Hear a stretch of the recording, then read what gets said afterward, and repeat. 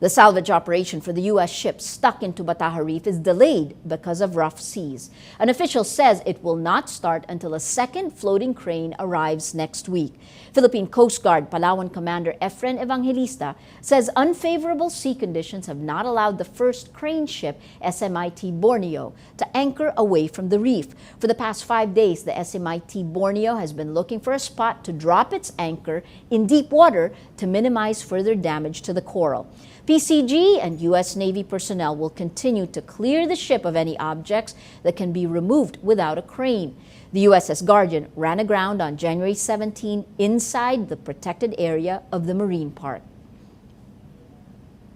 A Japanese newspaper says Japan plans to donate patrol boats to the Philippines, ramping up regional efforts to monitor China's maritime activity in disputed waters. The Nikkei Business Daily reports the Japanese government plans to allot 2.5 billion yen in its fiscal 2013 budget. Each patrol boat costs $11 million. Both countries are locked in separate territorial disputes with China. Japan and China both claim a group of islands in the East China Sea known as the Senkaku Islands in Japan and the Diaoyu Islands in China. The Philippines is one of several Southeast Asian countries disputing China's claim to parts of the South China Sea, what the Philippines calls the West Philippine Sea. Last month, Japanese Foreign Minister Fumio Kishida visited Manila and called for stronger ties with the Philippines to help ensure regional peace. Well, let's now look at Rappler's Wrap for today, a list of the 10 most important events around the world you shouldn't miss. At number 2, the Northeast United States crawls out this weekend from under a monster blizzard that kills at least 9 and paralyzes the region with high winds and vast drifts of snow. Nearly 300,000 customers are still without power in the wake of the storm that dumped 3 feet of snow across New England before battering 3 Canadian provinces. New York area airports LaGuardia, John F. Kennedy, and Newark, which stopped all flights at the height of the storm, resumed service Saturday with some delays. At number 3, reports say at least 36 people died in a deadly stampede at a railway station near India's giant Kumbh Mela festival. Dozens more are injured in the crush, which marked a tragic end to the 55-day festival in northern India. The festival draws a record 30 million people to the banks of the river Ganges. Local officials say the railings on a bridge at the station gave way. Eyewitnesses tell local media the police baton-charged the crowd. At number 4, after a United Nations report, Afghan President Hamid Karzai says an official probe over torture in Afghan prisons reveals widespread abuse. The report says 326 of 635 prisoners, including 80 minors, say they had been abused. Karzai says, quote, half of the prisoners interviewed complained of mistreatment, harassment, and even torture during their detention. And at number 5, the Washington Post reports America is the target of a massive cyber espionage campaign that is threatening its competitiveness. Citing unnamed U.S. intelligence officials, the newspaper says a classified report identifies China as the country most aggressively seeking to penetrate U.S. computer systems to gain access to data that could be used for economic gain. The administration of President Barack Obama is trying to counter the electronic theft of trade secrets by lodging protests, expelling diplomatic personnel, and imposing travel and visa restrictions. For the full top 10, visit Rappler.com's The Wrap. Stars, young and old, attend the 55th Grammy Awards. The big winners are Gotcha with 3 awards and band Fun with 2 awards. Performances by Elton John and Ed Sheeran, Taylor Swift, and Justin Timberlake entertained the crowd. Other major awardees are Frank Ocean, Beyoncé, and Adele. Binondo comes alive with fireworks and dragon dances to celebrate the Year of the Water Snake. The Chinese-Filipino community brings in the new year with prayers, festivities, and talismans. Pia Ranyada reports. Every Chinese New Year, the Dragon Lions come out to dance in the streets of Chinatown in Binondo, Manila. Their sinuous bodies unfurled to welcome the Year of the Water Snake. All over the historic town, Chinese Filipinos offer their prayers for a prosperous new year. Behind me, you will see an altar commemorating both Buddhist beliefs and Christian beliefs, showing how the Chinese in Chinatown blend the 2 religions together. 20-year-old Marielle Fang has lived in Chinatown all her life. and has experienced more Chinese New Year celebrations than she can remember. For some people, it's not going to be a good year for money. So to supplement that, they're going to buy charms that have like the infinity coin, maybe the cat to invite people inside their stores. The lucky symbolism of wealth hidden in a pouch is seen in charms like ang pao. Any food that is wrapped and looks like pouches of money or circles or things like that, those also represent money. Some traditional Chinese New Year talismans are meant for the continued wellness of the family. Ito yung tinatawag na prosperity basket na ginagamit tuwing Chinese New Year.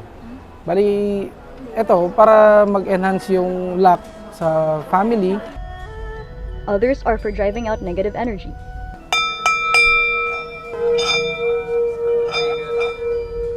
There are even special charms for the prosperity of businesses. In front of stores, when they want to invite customers, there's always this cat that's waving like this. What it means is they're inviting good luck in, and they're inviting people inside their stores. In the midst of all the loud festivities, busy shopping, and packed streets, stands a sanctuary of spirituality and calm that all Chinatown residents make a point to visit. In the Sengguan Temple, believers of all ages light incense sticks and pray in front of the golden Buddha statues. Chinese New Year in the Philippines breathes a life of its own. For Marielle, it's all about shared blessings and togetherness. Honestly, it's just the time of the year that you come together as a family. There's a saying that goes that shared joy is double joy. With all these festivities, we just want to share that joy or this event to everyone. Come New Year's Eve, families, couples, and friends gather for the evening show. Finally, at midnight, the new year is welcomed with noise and fiery light, giving a glow to faces happy to spend the night with those they love. Sierra Nada, Rappler, Manila.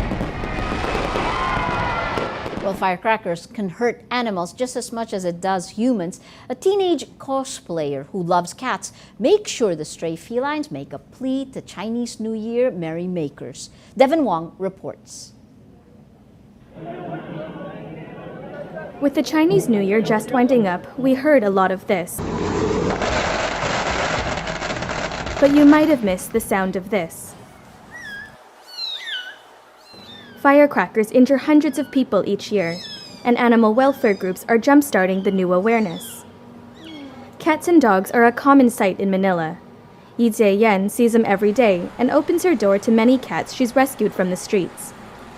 To say she's a cat lover is a bit of an understatement. In all, I've handled 77 cats. Yize runs an unofficial cat shelter from her home in Quezon City. Her reputation as cat lady has grown. Even neighbors drop off stray cats in boxes on her doorstep. But she says it's no superhero feat.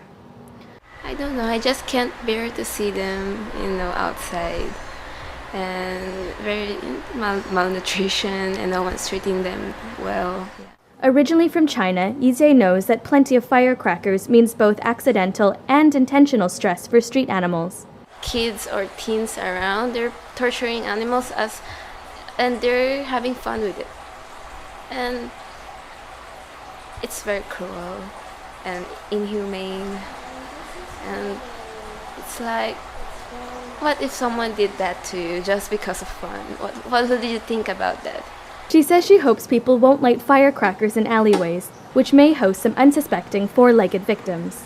I hope that they lit firecrackers in an open space, not in, some street, very narrow street, and there's stray cat and dogs all around, and they don't know what's going on. Then they often get hurt in that situation, and please don't have fun torturing animals with firecrackers. When asked if street cats are still better off in Manila than in Shanghai, her response? It's better here because no one eats cats. Yes. Devin Wong, Rappler, Manila.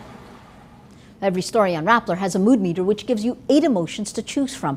Click how you feel and your vote comes down to the mood navigator in the middle of the front page, which crowdsources the mood of the day. It also gives you the top 10 stories which have gotten the most clicks on their mood meter, the most votes. If we take a look today, Monday, it's dominated by stories about elections, 1, 2, 3, 4 elections, the church, technology, and the death of the world's largest crocodile, which happened last night. If we take a look today, the Catholic must choose, since it is the day that Pope Benedict gives his resignation. The Catholic must choose, 81% inspired, 17% happy.